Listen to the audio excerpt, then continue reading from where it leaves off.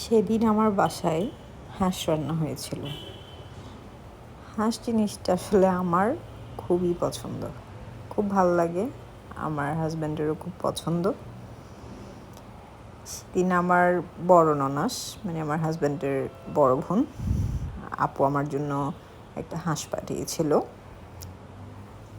প্রায় কিছুদিন আগে পাঠানো হয়েছিল, বাট এটা ফ্রিজে ছিল।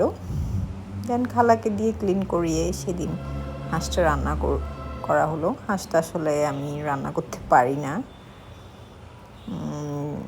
গত বছর একবার রান্না করা হয়েছিল, বাট তেমন টেস্ট হয়নি।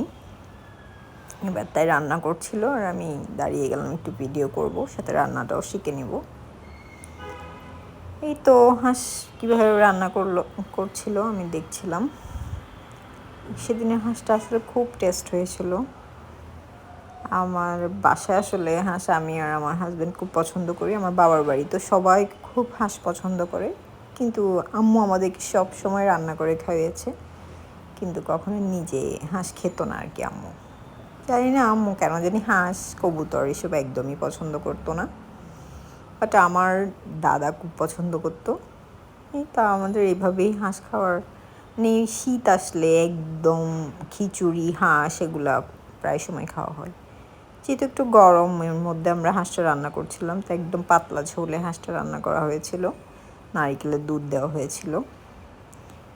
এই তো দেন আমি বসে যাচ্ছিলাম খাওয়ার জন্য, একটু নিজের জন্য একটু সার্ভ করছিলাম নিজেকে নিজে।